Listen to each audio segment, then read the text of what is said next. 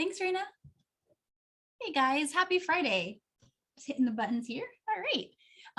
Thank you so much for being here. Hope your Friday is off to a great start and your weekend is getting ready to start too. So awesome stuff ahead. And today we have a really fun class and it's super sparkly. So it's a crystal bracelet made with Czech Bicone crystals and Czech SuperDuos and seed beads. So just so fun. And I'm looking forward to just like doing this in many colors. We can make these in so many different designs and the same stitch can be repeated to become like a collar necklace, as well as a bracelet. And I bet you could even turn it into an earring. I know a lot of you guys like to do that. So I see a lot of potential for this basic stitch to become lots of things and in many colors. And so here what I've got on the mat are the materials I used and then an up close view of the design. So you'll need SuperDuo beads. So any Czech 2-hole SuperDuo bead. On the sample handout, everything I used in this bracelet, which is like a beautiful warm earth tone, is called out. So all of these part numbers are on there. But today, of course, you know, what we usually do for classes, we work with some bright and bold so that you can see everything real clear, like what we're doing. But if you're loving these colors, these are all in the handout. And so what the bracelet starts out with is we'll work with the 6mm Bicones, the Czech Bicones, and then the SuperDuos. And you'll need some of the size 10 seed beads, any color you want. And then right at the end, we're going to do an embellishment along the top, and that's done with 4mm Bicones and the size 10 Czech. And so that's the beads. I'm just going to move these over. So for a clasp, you can use any clasp you want. But what I did for this one was I used the magnetic, because that's a really cool way to finish a design. And then check it out, like it just pops right on. And there you go, your bracelet's ready. And it just looks so amazing. And so to take those off, you just take your thumbnail and just. So those are a really cool option. They come in this color. I think there's other colors too. I think there's like a copper and a gold.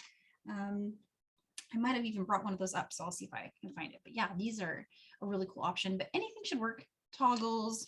The only thing to think about is you might need a jump ring if you're going to use something that doesn't have like one of these like built-in little loops on it. So that's the clasp. And then the next thing you'll need is your thread and needles. And in the handout, I called out size 10s today. A 12 would also work great. But the good news is the weave we're going to do for the SuperDuos, it's not one of those ones where you're going to be like fighting with the needle to get it to fit through the SuperDuo multiple times. So this is a much easier like thread path flow. So a 10 will be fine for that. And so for the length to cut, you want to cut about 70 inches or so. And I want to talk a little bit about the length of the bracelet before I get started. So that'll help you decide if you need more or less thread, but this has 10 repeats. And before I put the clasp on, the beaded length was about 6 1/4. So each of these repeats is going to give you about 1/2 inch. So you can add and take off. And my clasp, if you're using the same one that I did, gave me another 3/4 inch. So it made this a 7-inch bracelet when I did 10 repeats with the magnetic. And it's another one of those designs where I kind of do recommend sizing up just a little bit because it's got some height. So if you're usually wear like a 6 1/2, maybe make it 6 1/4 or 7, and it'll fit you a little bit easier. All right, so I'm going to go ahead and cut the thread here. And the scissors I'm using these are precision scissors. And they do a really good job cutting the Wildfire. So if you're, I had a question last week about that, about cutting Wildfire. So these are those, I think I just got them in like the scrapbooking section. And I stumbled upon accidentally how great they are for cutting Wildfire. So someone had asked me, can you use, they were having trouble cutting it. And I had suggested using your flush cutters. And I could tell this person was a sewer because she's like, hang on, you use your flush cutters? That's like using your sewing scissors to cut paper, right? But it's actually totally fine to use your flush cutters as well. But the scissors that I just used are pretty great. So I do a quick sidebar on that. So the next thing I'm doing is I've got these chain nose pliers. These are like a square version of chain nose. And I'm going to flatten the end of the Wildfire so you can get it through your needle.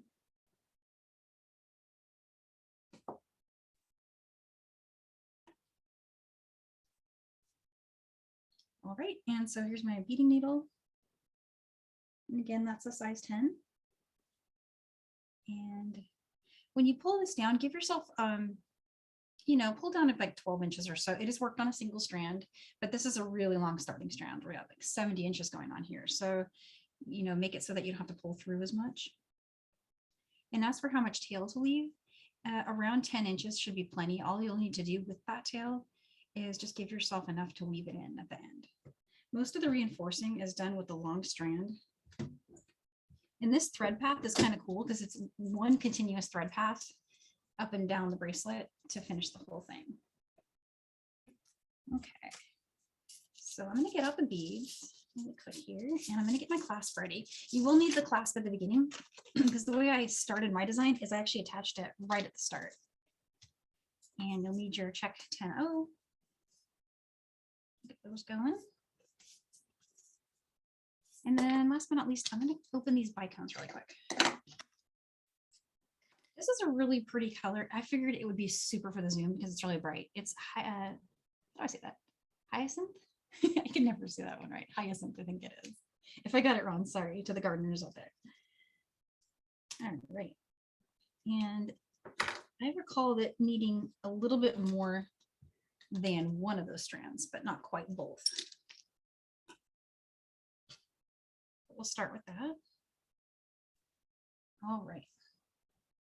So go ahead and pick up a SuperDuo. And if anyone's new to SuperDuo, I'm going to go a little slow since this is a beginner friendly class, but this SuperDuo bead has 2 holes and it is a symmetrical bead. So you've got on both sides, there's a little indentation, but it's symmetrical. So it doesn't matter what side you decide to string first. It matters later in the design which hole you're using, and I'll holler that out every time we're making a change to that. Bring that down, and again, about a 10-inch tail, just enough to do a weave in. And then you'll want to pick up 2 of your beads. And if you're not using the same clasp as me, you may not need to do the clasp now, but if you have one where there's no openable jump ring, it'll do it this way. So 2 beads, your clasp, and then 2 more. And then go ahead and go back through your SuperDuo bead. And head into that SuperDuo bead through the same hole your thread's exiting and go in on the side that your tail is sticking out from. The goal is to form that little loop. And you can reinforce it now if you like, but we'll be back this way later, at the end of the design. So if you want, you can wait and reinforce it later. Okay, so here's where we're gonna do a change to the hole in the SuperDuo. So we've been currently working in that hole, that's the first one there. And we're going to do a step up now through open one.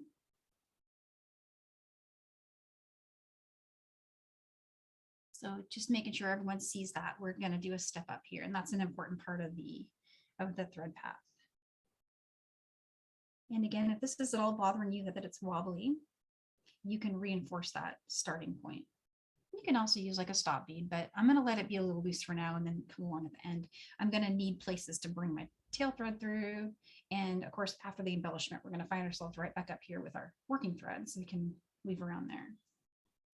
All right, so going on, the next step is you're going to want to pick up a bicone and a duo. Do that 3 times. 1 bicone, 1 duo, and then you'll need a 4th bicone. I'm just going to run that down the strand here and come back through the second hole. So I'm going to hold that a little closer. So again, we're not working in that first hole anymore. We're working in the second hole of the SuperDuo bead.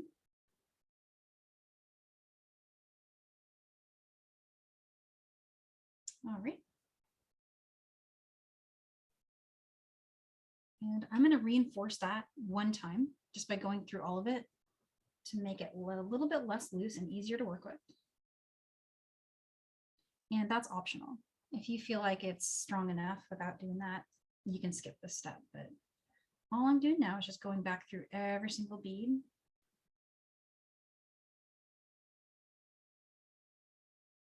to make it stronger. I noticed that on the first one, it really helps. And then some of the subsequent ones, I skip it. It's totally up to you, whatever you think works. So there's step one.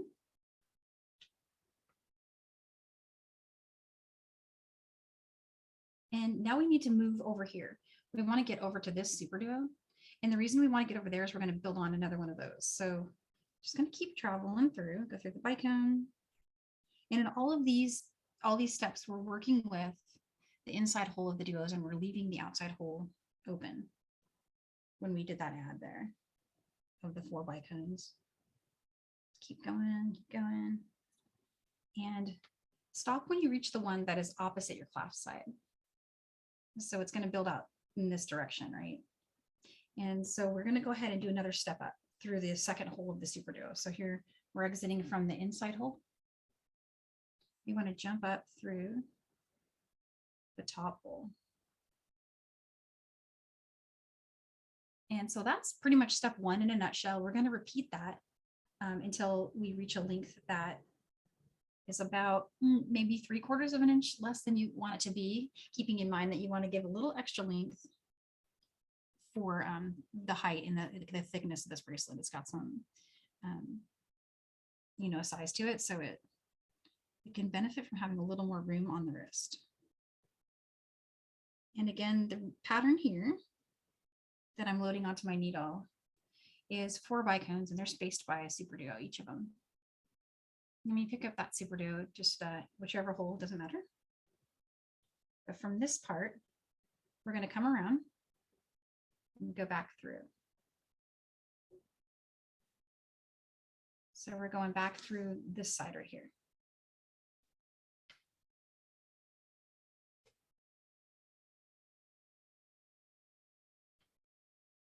And there it is.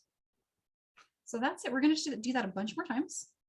And then up to you if you want to reinforce. I'm going to see how it feels when I get over here. See if it feels like it needs it.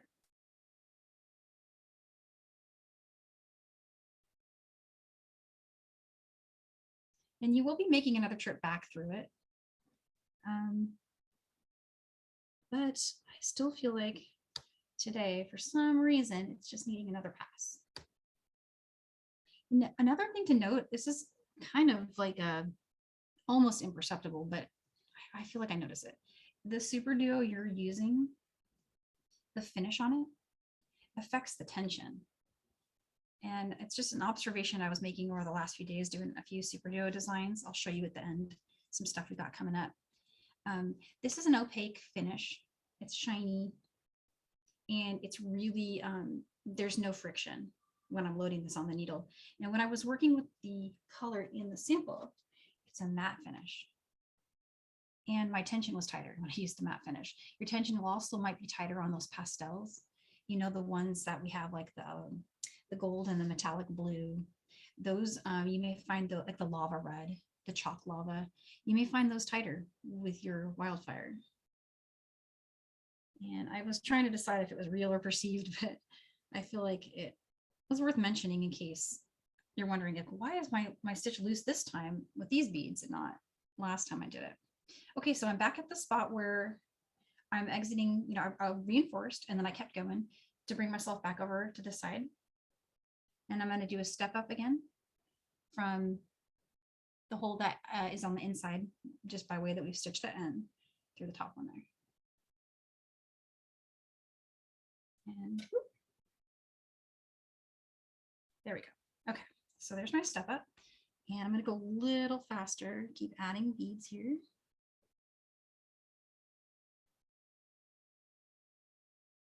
Here's the 4th bicone.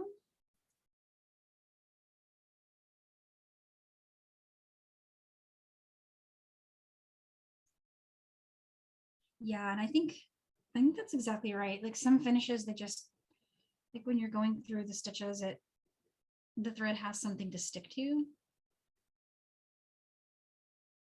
So when I was working with this finish on another design that I was using the red, opaque red. And I noticed that it was so much looser than it was when I was working with the matte flax gold color. And I think the reason is that finish was different. Also, I think you could go up to 0.008.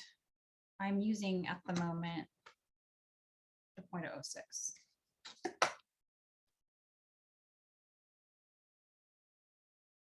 So I think 0.008 would work if you wanted to change that up.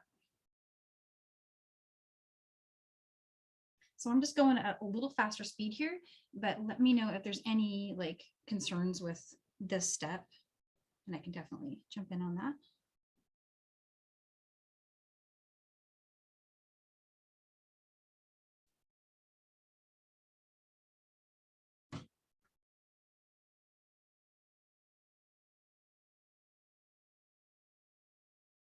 This is a really pretty color.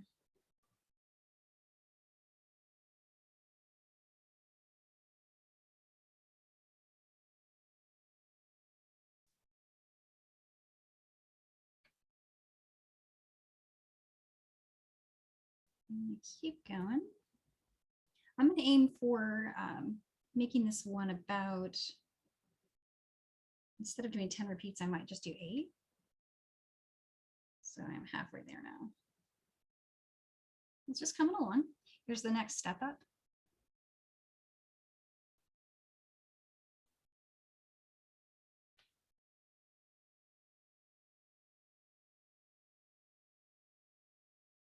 Chasing that one around. There we go.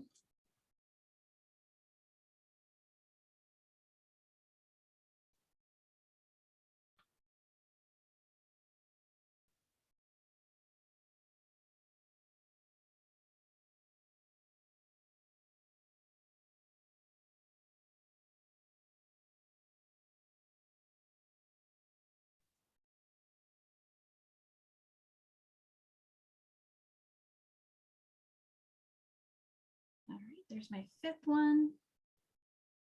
Danielle. Hey. Hey, it's Carmi. I just want to tell you a little bit about what I'm hearing from the sidebar. Yay. So first of all, the design is outstanding.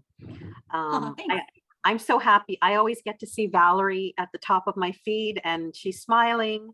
So we love the pattern. I myself am shocked how quickly this is working up. Someone just mentioned they've got a church auction coming up, so this is going to sell well and be a fast make. I did see one of the Cindy's already turned this into a 32-inch necklace. Whoa. So the pattern is definitely being used. So I just wanted to ask you, for a couple of people who may not have had the opportunity to get everything, how would this look if maybe you used an 8/0 seed bead? Is the pattern doable? With, okay, so in place of the 10/0? Yeah. So it would be fine, correct? You know what? I think so. We can easily try it when we get to that part. So it's definitely absolutely going to work here. This you can use. So they should just finesse how many beads they would actually put there. So the place where we're going to have to test it before I answer definitively is here. When we add the little jump at the top, right? With the 4mm bicone, that was kind of a good fit, but I don't think an 8/0 would be too big. And I think we could just try it on one of the repeats we do here when we get there and see. But it should work. Or you could just actually, in the original design, when I first made this one, I didn't use a seed bead at all. I just went straight to the bicone. Right. And the only reason I put the seed bead on there is you can see the thread just a little bit. So you could actually even just not put a seed bead at the top if you wanted it to be, you know, without, if it didn't look good with an 8. So we'll play with that. We'll see. Perfect. And then Danielle, I'm going to say it here so that everyone can hear me, is it's really great to be able to answer questions about alternate sizes and shapes. But really, if you're new to taking classes with Danielle, it really makes sense to try and use the sizes that are recommended in the pattern, because if you try and change those shapes, you're going to have to finesse the length and other things. So for now, it's up to you to experiment if you're using some alternate sizes, and let Danielle know through her social media how it went. Oh yeah, that's always really great info. So I don't always I don't always think of all the ideas, like of stuff to try. And so if you've tried something and come up with something great, share it so we can share it with everybody. And You've then got I'm sure a lot of people here today also have rondelles. So I'm definitely going to urge them to try the pattern themselves, and we'll see how it goes. Oh yeah, so with the bicone shape, here's what I'm thinking. I think it could work with a rondelle. I'm thinking 4mm rondelle, only because, well, I would have to try it, but I think that where you're going to run into is it might make these too thick apart. Like it might space them differently because these triangles being tapered at the top like that, bicones, are giving the SuperDuos the ability to nest in them like that. So in a round bead, it's gonna, the star is going to be more just like a circle instead of kind of like, yeah. Doesn't mean it won't work though. I would have to see. Thank you for the advice, Danielle. I'm going to send you back to your original pattern. Okay. And just to let you know, everyone on the sidebar is quite thrilled with how sparkly this is. We already see Christmas in this design. Oh yeah, totally true. And yeah, it's definitely, I think what you're giving them is a really fast make that would be awesome to sell. And this has so much sparkle on a bar. I do think it would be a great one for a bead sale and a bead bar.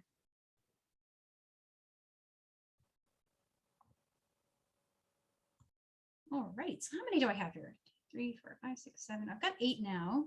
I'm going to test the length for myself and see if I feel like I'm going to put one more if you guys are with me, because I want to be able to wear it today. Let's put one more on there.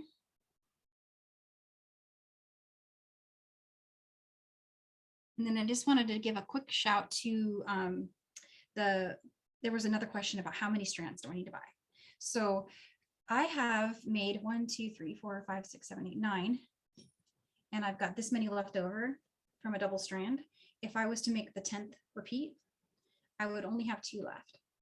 So if you want to make more than 10 repeats, you're going to need another strand of crystals, but you'll probably be okay on these small bicones with just having one of the cards.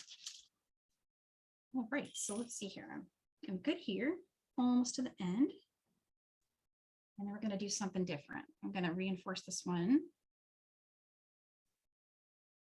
I used up a little more thread than I typically would have because I didn't reinforce as heavily the first design because of that issue I was mentioning with the, not issue, but like difference in the coatings and the way my thread behaved. But I think I'm still going to have enough because 70 was an overestimate. Okay. So when you get to the spot, you've got your length right, and you're here. You'll be exiting from, just do that step up like usual. And then we're going to put the other side of the clasp on. Wow, that is like stuck on there. Hang on a sec. There we go. This part is actually tricky because it, like, your needle is going to try to stick to it. So I did the step up, meaning I went through the top hole, outside hole of that SuperDuo bead. And I just need 2 size 10s, or I think size 8 also would work, or 11. And then 2 more. Bring down. I kind of, when I was trying to decide the size of the beads for this part here, I Goldilocks it, which one looked cool symmetrically, but it's still going to work with others. And so on this part, go ahead and like do the reinforcement now, because we won't be back up to the side again. We're going to go travel all the way down to the bottom, and we won't be back over here to do a reinforcing. So I'm going to do that now. I'm going to go back through it twice.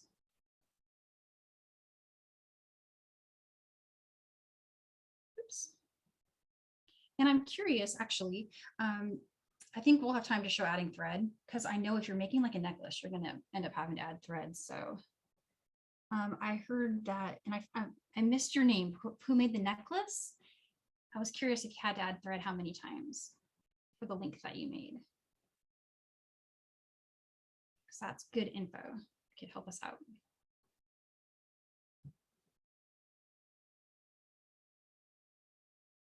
All right. So there's a reinforced, and that's pretty good. And I'm going to go ahead and step back down now. So step back down. So we were working in the outside hole of the SuperDuo bead. And I'm going to turn and step down through that one. Oops, oh, a little bit of knot. Sorry, guys. If you have a knot, resist pulling it. I have so many times thought I'm just going to pull that through and it's going to be fine. And then it's not fine. Whew. There we go. Okay, we're back. All right. So from here, you're on the inside hole of the SuperDuo. Go ahead and travel down and exit from the first SuperDuo that you meet. And again, we're working on the inside holes here, but step up through the outside hole of that one. So again, this is the first repeat we have here. We did our clasp reinforcing, and then we stepped back through the inside hole of the SuperDuo. And when I say the inside hole, I mean the one that's joining this circle segment here. So coming through here and then exiting from the inside hole, now doing a step up through the outside one. So all of these SuperDuos here in this little star, which by the way, you could just say this is done and be good if you liked it like that. But all of these are open. So we can use those to do some fun stuff. You could also use them to create side embellishments if you wanted to. But what we're going to do here is really interesting because it's going to make this sort of kind of 3D. So from here, go ahead and pick up one of your size 10 seed beads, and you'll need one of the 4mm Bicones. And again, those were these guys right here. The color I'm using right now is actually the same one we used in the sample, which is the Emerald AB. And this is actually what I had left after making that sample, plus what I've got here in my dish. So these go a lot longer way. So here's size 10 Bicone, one more size 10. And this is where if you're using a different size, go ahead and just play with that and see what you think. You don't have to do this configuration. In fact, when I was playing with this, I think I tried like 4 different things and then settled on this one, but only just because there was a lot of cute stuff that worked for this. So, but from where we are here, again, we're exiting from the outside hole of that SuperDuo. I'm going to jump all the way over here and I'm going to go through in this direction, this SuperDuo hole from the outside. And I'm going to show you really quick on the page where that is. Again, we're going to add it here and go through here and then go through here. And we're going to travel in. So that's where that thread path is, in case anybody's, and I know it's super confusing. So, and don't worry, we're going to do it a bunch of times. So from here,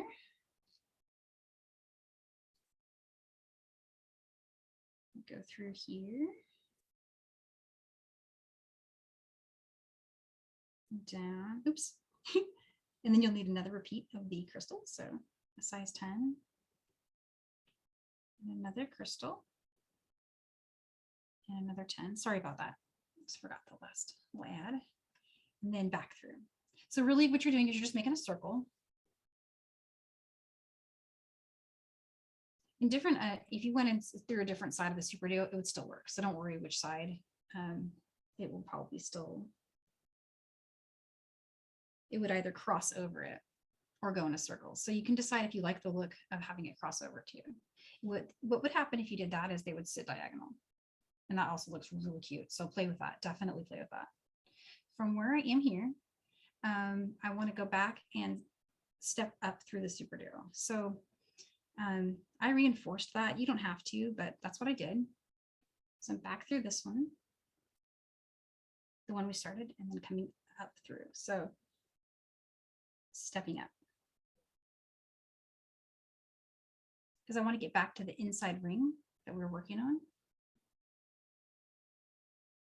And then I'm going to travel through the Bicone and through the next duo bead. Okay, when you get here, you're gonna have to step up again to that side.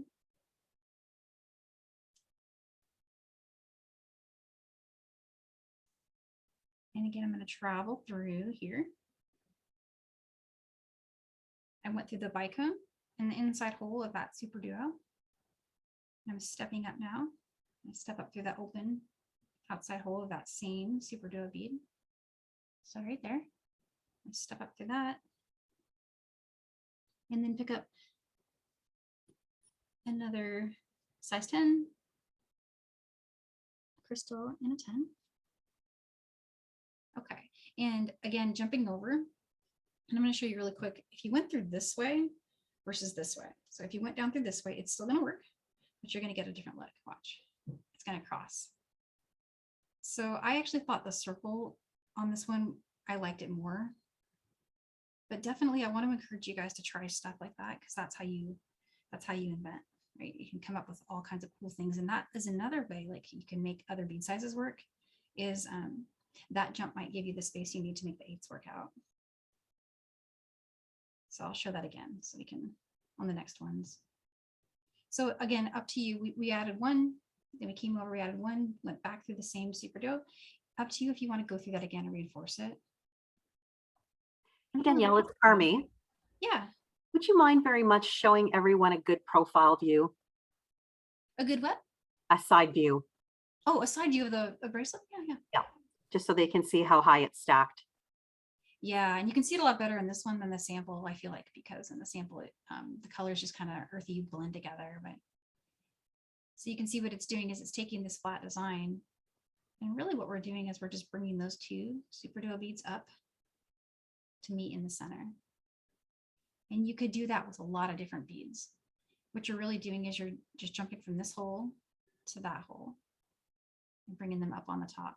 So think about all of the beads that could work for that. So many, like you could even just put one little size 8 there, but the sparkle really gives it something. And so that's why I liked having the like contrasting bicone tone together like that.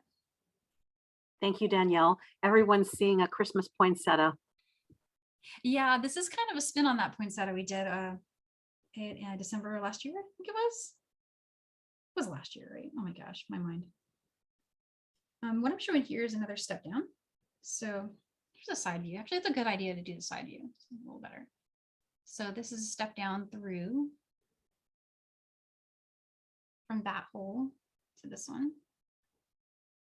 And again, we're just going to keep traveling through.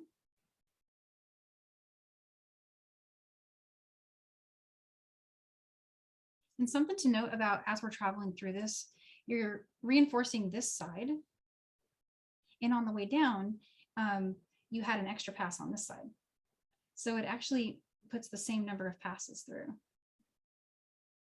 I thought that was kind of a neat little feature of the way it changes direction over here. And there's another step up. And I tried embellishing the sides of this. I didn't have a bead small enough. You could try something really tiny to maybe cover up the thread here, or just match your thread to your SuperDuo. There's other colors of Wildfire. I'm always working with black for class, so you can see what I'm doing, but you can always match your color, and then the thread will not show as much there on the side. So here's another one, stepping up through here. And let's grab some more crystal.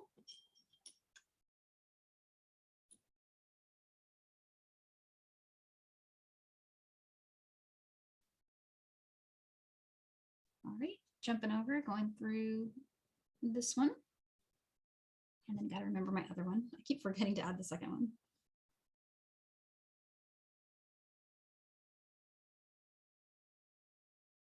And so some of the colors I think you can order online from Michael's, a beige that would look really nice with gold.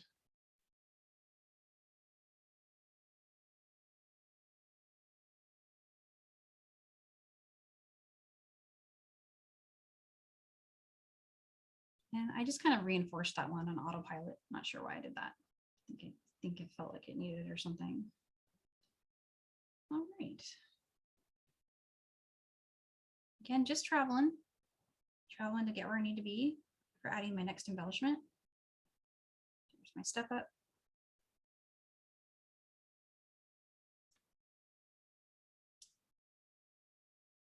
And my next step up, working at the top now. My clasp is sticking together. This is going to happen a lot if you're working with the same clasp as me. It does drive me a little crazy. Okay, there's 2 more crystals.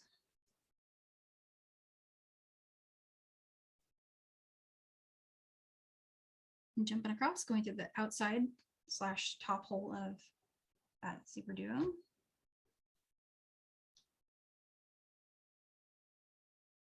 See this one. There we go. Step down, not going to reinforce that one.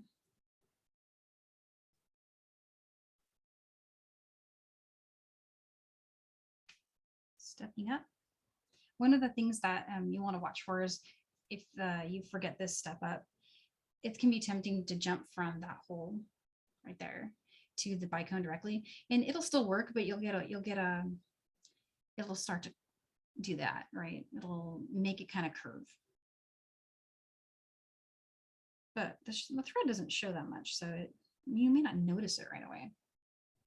All right, more bicones are needed. Get some of these.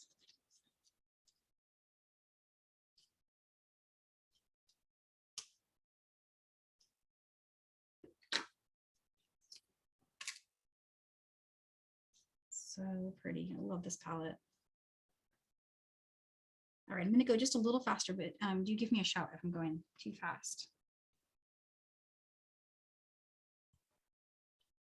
Danielle, I'm going to share a teachable moment with you. Sure, yeah. Sharon recommends if you don't want your magnets to keep jumping around, you could actually have put both 2 sets, 1 set on either side. That way they won't interfere, and then join them after. That's a really good point. Okay, that's what I'm going to do from now on. Thanks, Sharon. One of your new students just said they used silver 6mm bicone and the hematite SuperDuo. Oh, no, that's pretty. Oh my gosh. This we must see. They must post it. That's going to be seriously glamorous. That would have like a dark academia look to it. Exactly. And the comment was, it looks so classy. Oh, yeah. Wanda, who's been kicking and screaming since day one, has realized that without her realizing it, you turned her into a beater. Yay, Wanda. That was my goal. So I'm very happy to hear that. Mission accomplished. Yes.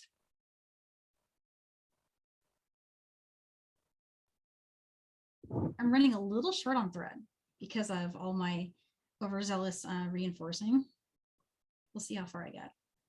But maybe that would be a good thing to show anyway. And we're doing okay for time. So yeah, I was going to say that because there will be people who start with a shorter thread. So it would be probably worth all our while if you show us adding in extra thread if needed. Let's do it. Let's do it after this. So I'm going to finish this one repeat, and then I'm going to show what to do next after that. So I've got, let's see, there's that one.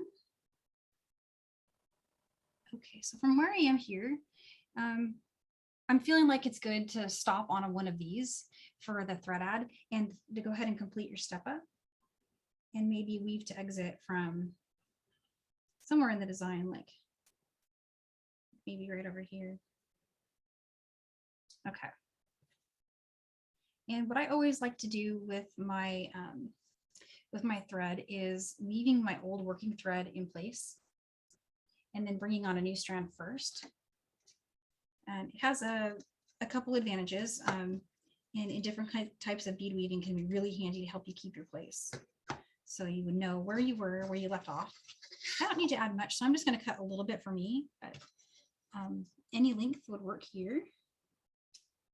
Okay, and so I've got my chain nose pliers. I'm just going to flatten that there. Okay, I'm going to grab another needle.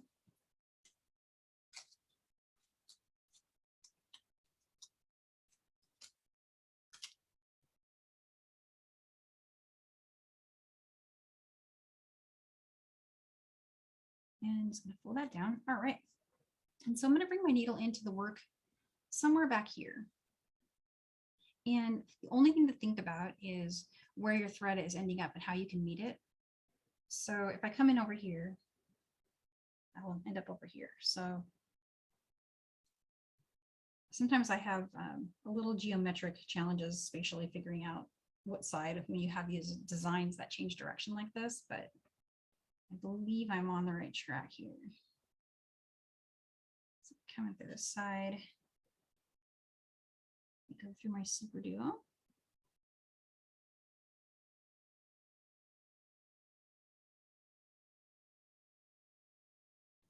And so my goal is to make this tail. This is the tail of the new strand that I'm pulling in to make it stop moving. It's always our goal with weaving in. I don't always knot, but this is a design where you could certainly knot. I'm going to take advantage of my embellishment and use it as a place to do some turns. Turns are how you lock your thread in if you don't want to knot. And this embellishment gives us a chance to do turns on a SuperDuo. SuperDuos are super locking mechanisms for thread. When you do a turn on one of those, stepping up and stepping back down, it gives your thread a really nice kind of locked in motion there. Okay, keep going. Let's test it. Here's my tail. I'm going to pull on my working side. That's good. So now I still have to step back down, which is double insurance. And stepping back down through the SuperDuo. So all I'm doing is just, I'm copying the thread path that I had already in my work existing. I'm gonna come through here, exit over here. Now I'm with my old thread. I'm gonna cut this tail so it's less confusing for seeing what I've got going on here. That's the tail that we just added new thread. So let's get that.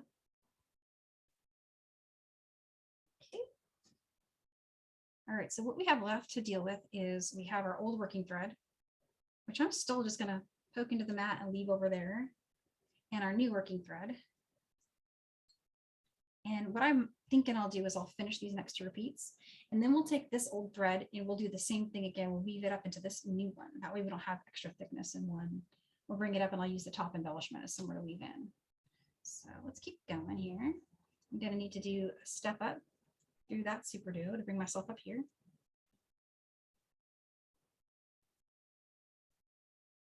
It is starting to rain. I don't know if you guys can hear it, but it is like it rains in Seattle all the time. But this is a different kind of rain. This is the kind of rain like flash flood California rain. It's just like really dumping buckets. It's very crazy. Oh, I went through one Bicone too many there. Okay.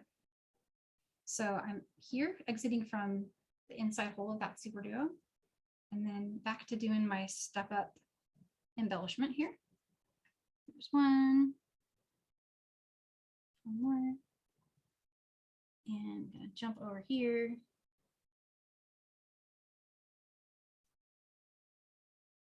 And that one goes pop. I don't know about you guys, but this part, putting this embellishment on, it's really satisfying. It just looks so cool. And it makes them, the SuperDuos just like kind of snap and just into place. It's really fun. And I'm not going to reinforce that because I know my old working thread's coming up later to do that. So just keep going through here. Something that I do when I'm working fast on stuff, like my factory making for like a show or something, I don't weave in my ends. So when I add thread like that, I'll just leave it hanging there until I'm done. I especially do that a lot on like peyote, patterned peyote bracelets. I'll just leave those hanging out. And then at the end, the very end, just sitting there weaving in all the stuff.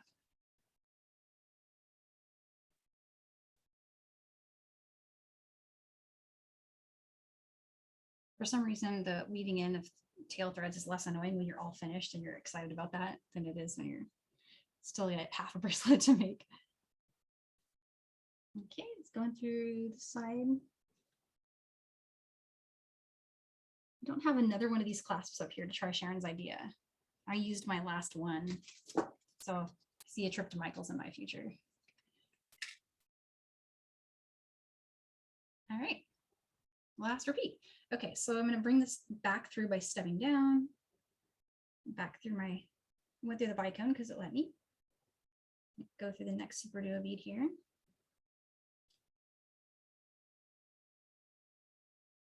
Something funny happened in there. All right. Okay, so step up. And when I say stepping up, I'm going, this time I'm going through the very first hole of the top SuperDuo. And I've met my original tail thread. And now all I have left to do is reinforce and weave in. So I'm just going to reinforce this loop here. And how are we? We're doing good on time. So yeah. I'll just keep going. Reinforce that. You guys are going to see start to finish here. It's really rare in bead weaving for me to be able to do that. Usually I have to do like a work ahead sample. It's kind of a testament to how fast you can make these. All right, come through one more time. It's starting to get a little tighter. You could always switch to a size 12 beading needle if you're having any trouble getting through those duos. I feel like this one's good. I ended up through a 10 here though. That was accidental. All right, so from here I'm going to weave in. So I need to get back somewhere where I can do that. Let's bring this down. And I will show you a place to knot in case you're a knotter. So coming around, go through the SuperDuo. If you were going to knot, one place you could do that is in between a SuperDuo and a Bicone, because your knot is going to, it's not going to fit back through a SuperDuo. So if you do a hitch knot here, it's going to stay stuck right there. The only catch is just make sure you don't have to go through that duo again. And I might have to actually with my tail. So maybe I'll show the hitch knot for reals with my tail, because otherwise I will not be able to get through that bead again. In the case of this one, get back here. I'm going to go back up through my top here. From where I am stepping up, I'm going to use this turn to lock it in.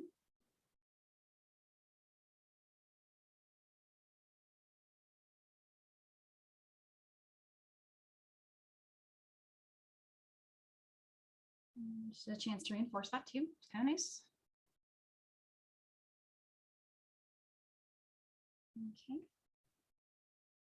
And step down. I'm going to come through there. Trim that. That one is good.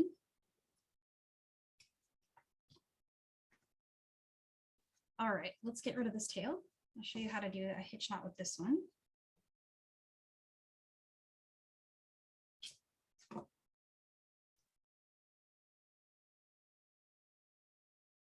In this design, it works up so fast that from a repair perspective, which is one of the reasons I don't usually knot, you could just remake this so quick. A knot's totally fine. So that's what I'm going to do with this. I'm going to go through. I'd probably do it twice. So if you're going to knot, work from the back so you don't have all the embellishment in your way. Just kind of flip it over. And working from this side, go through your SuperDuo.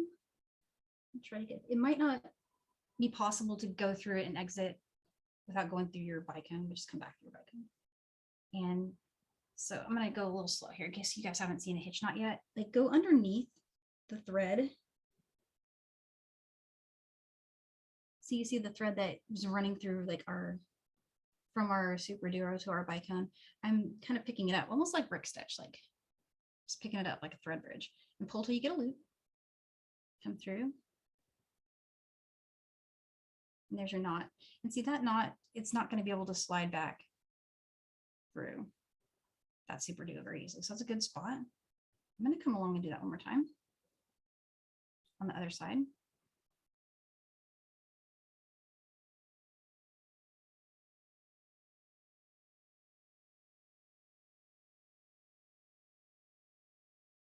And if you're having any trouble getting through it, pull your needle out and kind of wiggle it back in so you're not going to puncture your threads. That's the only catch, is if it really won't go through, probably it's because it's trying to poke through thread. There's a hitch knot. Tight. Go through my Bicone and let's trim that one.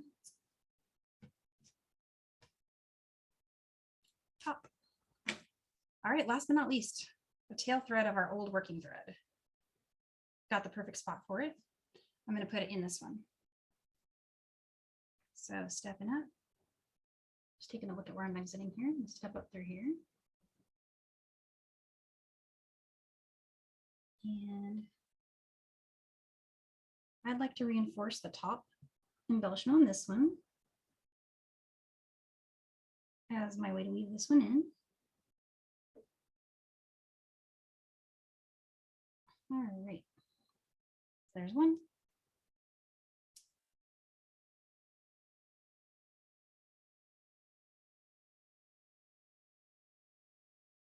Two, three, stepping down.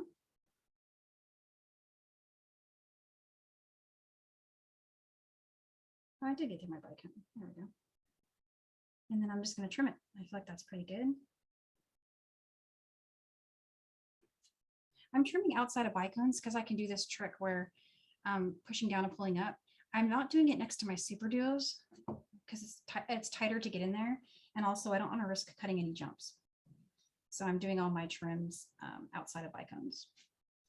All right, moment of truth. Let's see. And I have a weekend bracelet.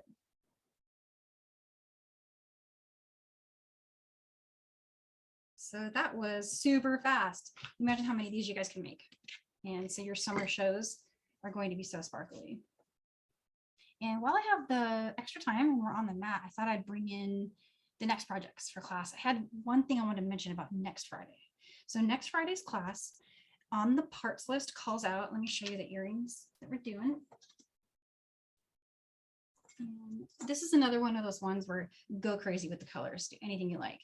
What I found is these really cool creations hoops that both myself and Sarah Lovecraft love using these because they're just so cool. They're hard to find right now for some reason. Like I've gotten at least 3 messages saying I can't find them. So if you can't find these, grab the other ones that are in the handout. And I always put 2 options for things like a finding because I know findings can be really challenging. So this will also work. What this one is, and again, it's in the handout, but it's the 1047 4097. And it's in that the handout, of course. So if you can find this one, totally go for it. If you have them in your stash from previous projects with myself or Sarah, grab those. But if you're searching for them and can't find them, I know they had these because I actually just went and bought those not too long ago. So I'm 99% sure that they are in stock in those places. And they're also something I wanted to mention is I'm going to show in class how you can kind of dodge around not knowing like your counts for a new finding. So because you never want to be stuck using the same finding and being dependent on that same finding over and over again. So I'm actually going to try to focus a little bit of class on how to get your counts for most findings to work and how to play with that. So that's next week. That's on, I want to say it's the 10th. And then after that, we have a really fun class. Oh, we have a very amazing class. Naomi Smith from Black Tulip Designs is going to be with us the following Tuesday. That is the 21st. And she's going to be teaching a stitched embroidered feather, a fanciful feather. And she's done a beautiful PDF that you can download and join that class. I hope to see you guys there for that one. And then the Friday, the 24th, we're doing a pendant, which is this one over for Sedamon, this one here. That's our workshop. And this is just a protection eye pendant. It's a kind of a spin on brick stitch. So that's the 2-hour classes where we get to spend lots of extra time together, answering questions and doing a deep dive into some of the stitches. And then just real quick, the month after that, we've got brick stitch bees. This is a really fun one. I love these. These are so cute on. We're going to do a ring. So super cool. Oh, back on the mat. A super cool ring here. That's going to be the next hour class that we have in July. And then last but not least, the next workshop, I just finished those. I'm going to show you guys that real quick. So I don't know if you guys are into the flowers right now, but I'm really into the stitched They're, I'm going to say it wrong, huicho flowers. I hadn't seen one done with SuperDuos yet. So I played around and I came up with a embellished versus not embellished version of those flowers that feature SuperDuo beads. And so that's our workshop at the end of July. Really Danielle, that was a super fast wrap up. I need to ask, well, first of all, Sidebar is full of accolades. So people thanks, love guys. this class and really appreciate the pattern. Second thing is love for your earrings today. Oh, these ones, thank you.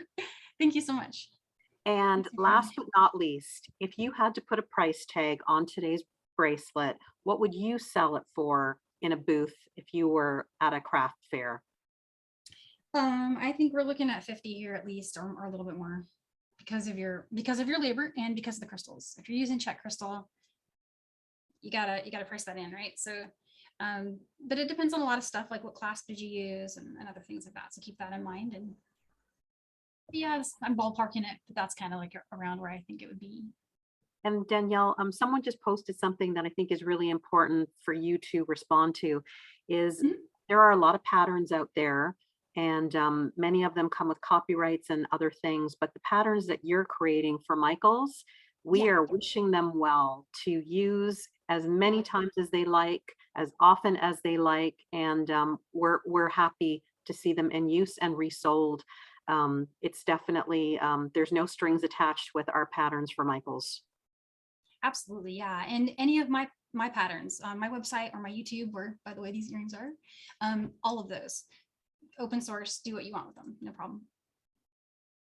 Yeah, so I wish you guys a great summer ahead of, lots of creative beading. And oh, hey, Valerie's got hers. Look, oh, cool.